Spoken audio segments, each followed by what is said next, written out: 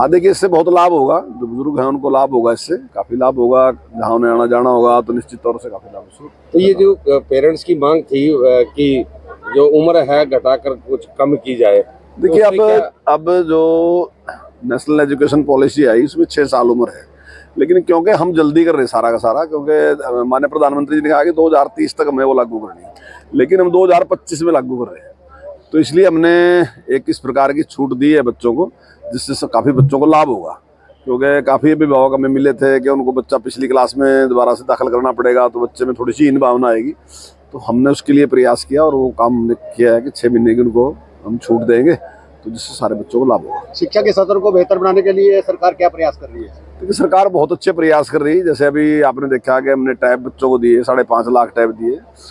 पूरे देश में अभी तक किसी बड़े स्टेट ने भी 5.5 लाख टैब नहीं दिए हैं, और मुझे तो ऐसा लगता है कि शायद कहीं दिए ही नहीं गए होंगे, दुनिया में भी कहीं दिए नहीं कितने इतने टैब, जहाँ जितने हमने उसमें दिया है। ऐसे ही हमने सुपर 100 जिस प्रकार से शुरू किया, तो बहुत अच्छे। अब की बार 41 बच्चे हमारे IIT में आए। अभी MBBS का रिजल्ट बाकी है, उसमें भी हमने सुपर 600 शुरू किया। 400 बच्चों को हम सीधे देंगे, 200 बच्चों को हम ऑनलाइन देंगे।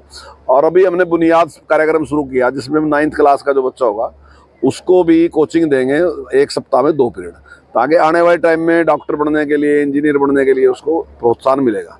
तो ऐसे गरीब बच्चे जिन्होंने कभी IIT के बारे में सोचा भी नहीं था, MBBS के बारे में सोचा भी नहीं था, सरकारी स्कूल में रहने वाले, तो बहुत बड़ी उपलब्धि है ये।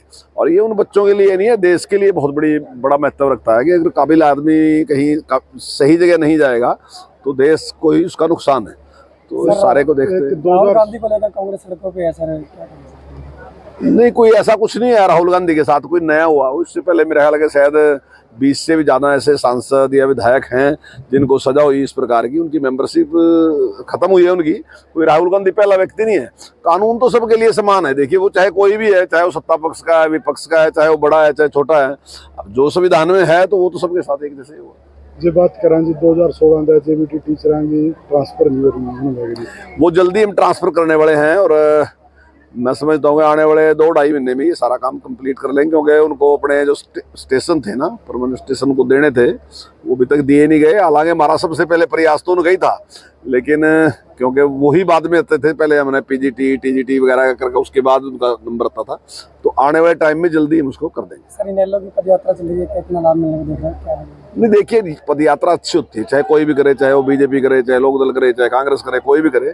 जनता के बीच में जाएगा, जनता की समस्याओं की उसको जानकारी मिलेगी, और मैं समझता हूँ जनता के भी हित में है और किसी भी नेता के भी हित में है वो, क्योंकि उसको भी जानकारी मिलेगी, और उसको जानकारी मिलेगी तभी अच्छा काम करेगा।